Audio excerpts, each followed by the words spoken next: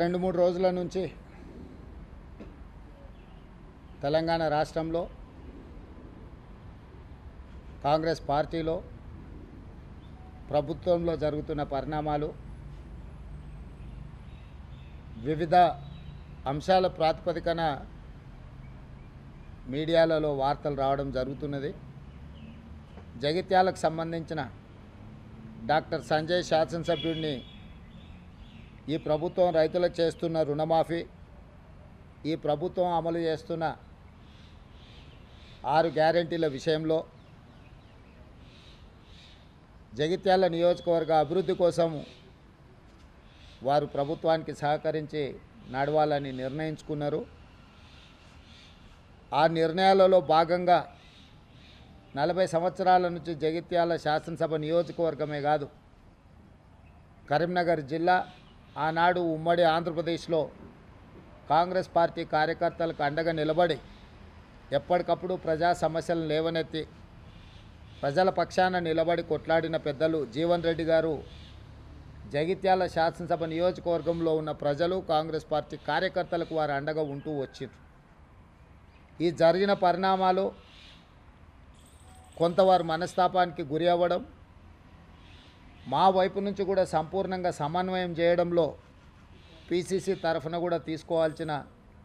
ముందస్తు జాగ్రత్తలు తీసుకోకపోవడం వల్ల కొంత గందరగోళ పరిస్థితి ఏర్పడ్డది.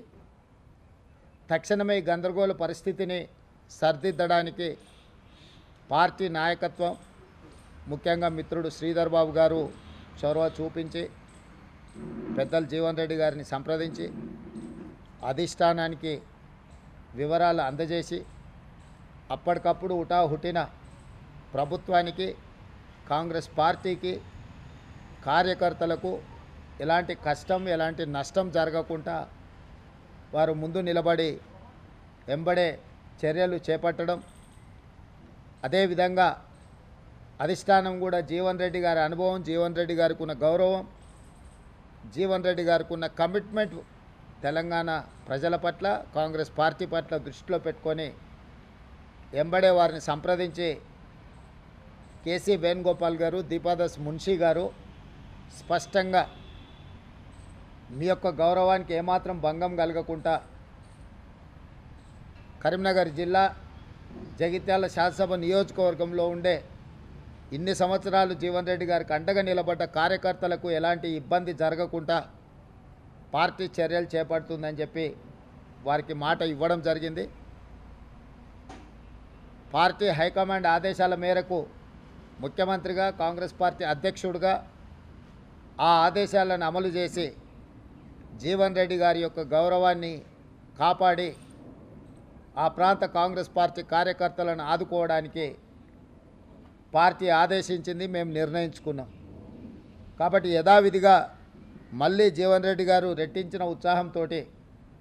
ఈనాడు ప్రభుత్వం అమలు చేయబోయే రైతు రుణమాఫీ కావచ్చు,